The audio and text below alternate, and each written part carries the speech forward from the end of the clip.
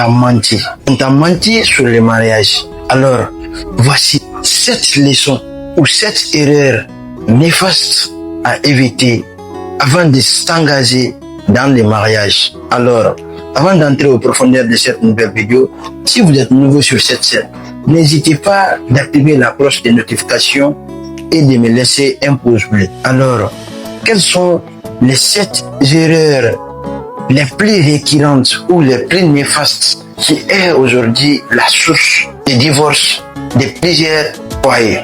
Alors, le numéro 1, n'épouse jamais celui-là ou celle qui t'aime. Mon frère, c'est là qu'on consiste réellement les hommes. Si tu veux réellement aller très loin dans la vie, n'épouse pas quelqu'un qui t'aime. Sinon, je peux te garantir que tu vas souffrir dans ta vie de couple. Personne n'épouse pour être dépressif. Alors, le numéro 2 dans cette vidéo, je te dirais, ne te fie pas seulement de la beauté physique. Fie-toi plutôt à la beauté intérieure, parce que la beauté physique est éphémère et la beauté intérieure, elle est éternelle. Alors, ce que je peux te dire, en t'engageant dans un mariage, ton focus doit être de se fier à la beauté intérieure, parce que le caractère détermine le destin d'une personne. Alors, le numéro 3 dans cette vidéo, je te dirais plutôt, ne te marie pas par la précipitation. Sinon, je peux te garantir que tu cours droit à l'échec.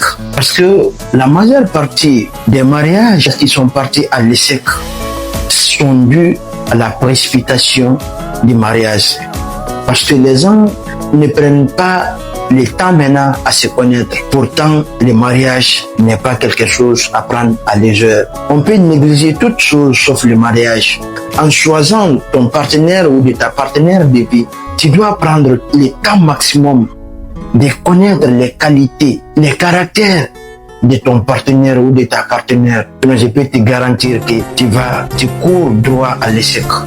Alors, et je ne te souhaite pas de te marier après quelques mois ou quelques années et tu vas aller par la suite.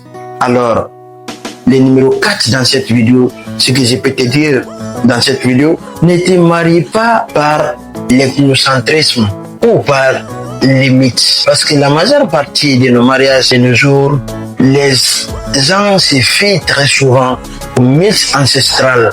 Les gens se fient du moins à des pensées ethnocentriques. Et ça, c'est l'une des erreurs les plus récurrentes qui ne puissent exister de nos jours.